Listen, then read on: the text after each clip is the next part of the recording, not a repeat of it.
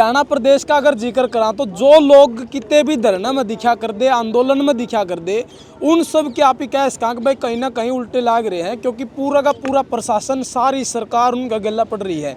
किसी की प्रॉपर्टी जब्त होने लग रही है, किसी के नाम पर नोटिस आने लग रहे हैं, किसी के ऊपर कोई धारा लग के न जेल होने लग रही है। और इसी तरह एक शख्स जो है वो कहीं ना कहीं धरना पर, कहीं भी आंदोलन हो रहा हो, कितने प्रदर्शन हो रहा हो, सारी जगह देखने में मिला है, वो है डॉक्टर देवेंद्र बलारा।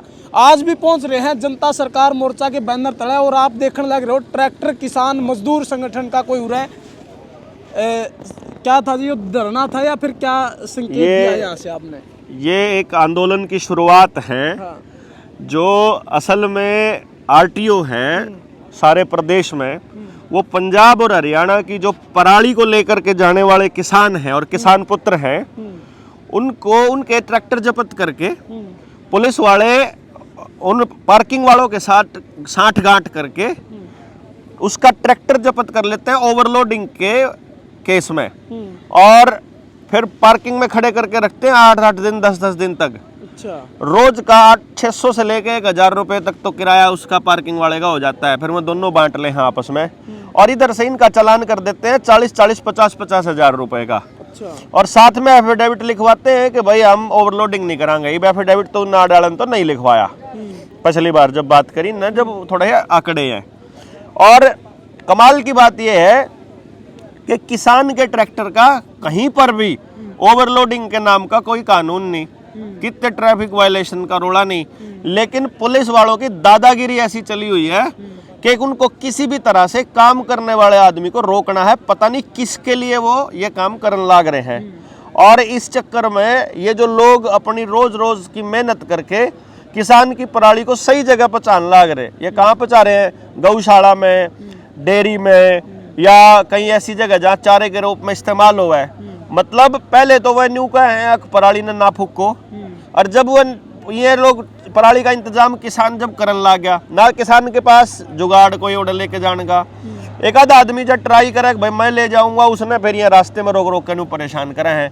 तो इसलिए ये जो ट्रैक्टर वाले साथी हैं, किसान और मजदूर जो लोग हैं, जो ड्राइवर साथी हैं, वह सारे आज इकट्ठे हुए थे जुलाना में, और इकट्ठे होकर के उन्होंने अपनी अपनी समस्या पर डिस्कस किया, उन्होंने अपनी बात बताई और डीसी को ज्ञापन देने का फैसला किया फिलहाल कि भाई एक तो यह पुलिस की दादागिरी बंद हो, सड़क के ऊपर किसान का जो पराली लेके जाने वाला ट्रैक्टर है उसका टोल ना लगे, पुलिस वाले जो उल जुलूल चालान काटते हैं वो चालान काटना अचानक एकदम से बंद हो, ट्रैक्टर इंपाउंड होना बिल्कुल बंद हो, और इस पराली की व्यवस्था को ठीक सुचारू रूप से चलाता रहे, इसके लिए इन लोगों को सुरक्षा प्रदान की जाए। पराली आज जितने भी ये साथी आ रहे हैं, ये सारे वो ट्रैक्टर ड्राइवर हैं या फिर वो पराली के व्यापारी? आप व्यापारी नहीं है, ये किसान पुत्र हैं बेसिकली। ये व्यापारी शब्द का इस्तेमाल करके ही वो ट्रैक्टर को जाम करते हैं, ट्रैक्टर को वो लोग इंपाउंड करते हैं। ये व्यापार कह देते हैं कि भाई किसान का ट्रैक्टर तो खेती के लिए है, ये क्या करके कि तू पराली नहीं ढो सकता इसमें।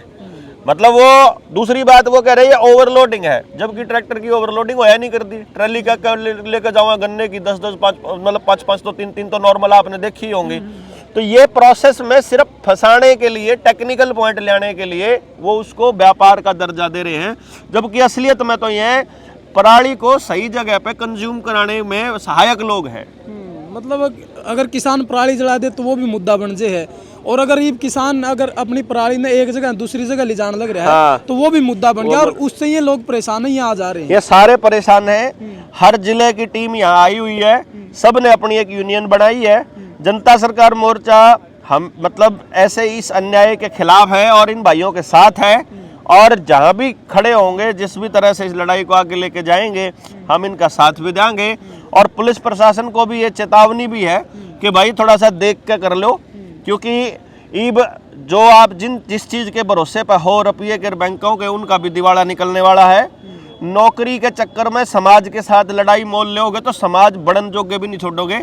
इन पुलिस आड़ा के, इन संघिया के, इन RSS आड़ा के, बीजेपी आड़ा के तो बड़का के ब्याह भी नहीं हुआ, समाज थूक क्या करेगा इनके मुंह पर नौकरी आड़ा के।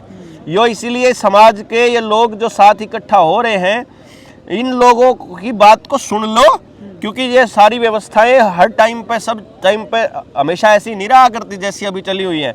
आज तुम्हारे पाले में गेंद है, आज तुम पावर में हो, इसका ये मतलब नहीं है कि तुम्हारे अगले खानदान भी पावरों में रहेंगे। कल को बॉल इनके गेंद में, इनके पाले में आएगी तो उस दिन तुम्हारे परिवार फिर भीख मांगते नजर आएंगे।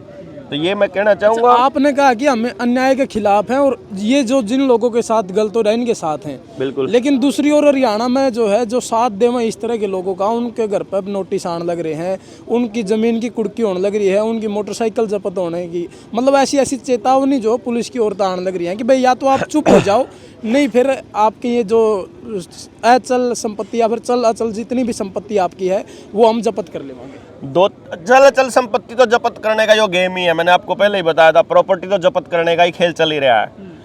मैं 2-3 महीना पहले, आपने एक पहले नोटिस पढ़ा होगा, सुरेश कोत को नोटिस आया था और अभी फिर आया हुआ है उसको नोटिस।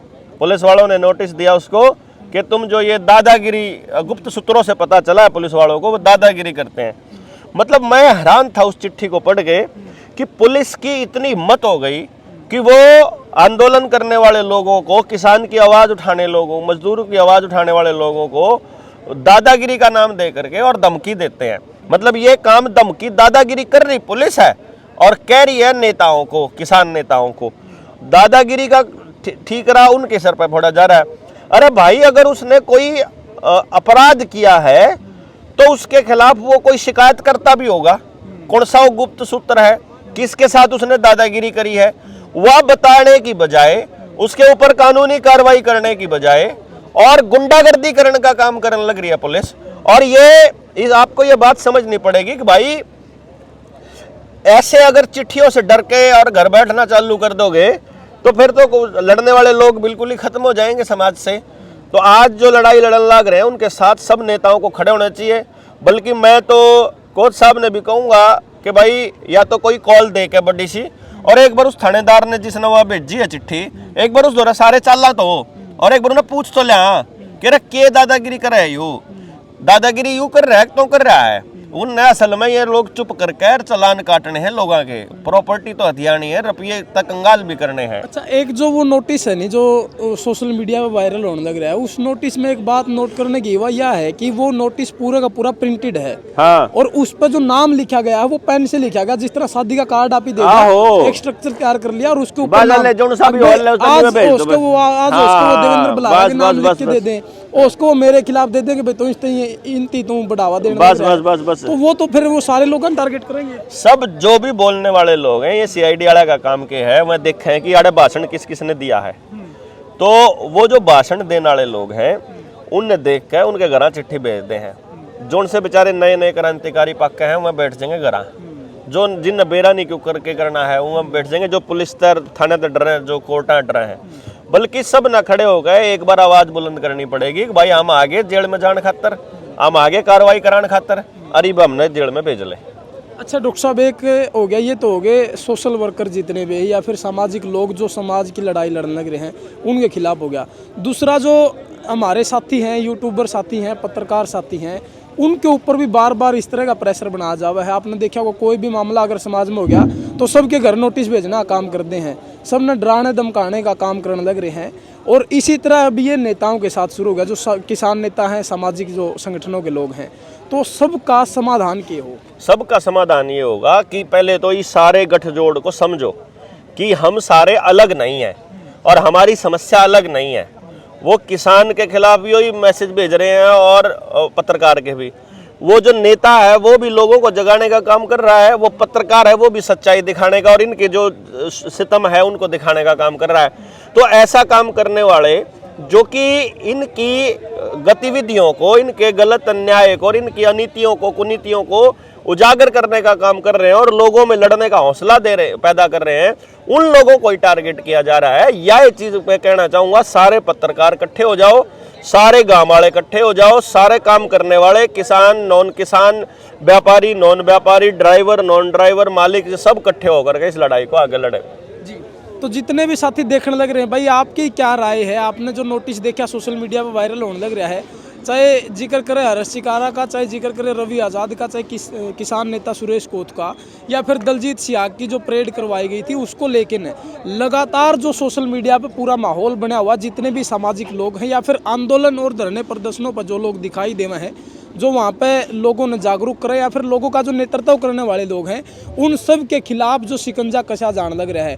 इस पूरे प्रकरण को लेकर आपकी क्या राय है? आप इस पूरे सिस्टम को किस नज़रिए से देख पा रहे हैं, और जो डॉक्टर साहब ने जो विचार रखे हैं इनको लेकर आपकी क्या राय है? कमेंट सेक्शन में अपनी अपनी राय जरूर रखें, और जितने भी दर्शक इस वीडियो को देख रहे हैं शेयर जरूर करें। मिलते हैं जल्दी नई अपडेट के साथ, तब तक के लिए इजाज़त चाहता हूँ। कैमरामैन अजय के साथ मैं आशीष दलाल, ADR लाइव।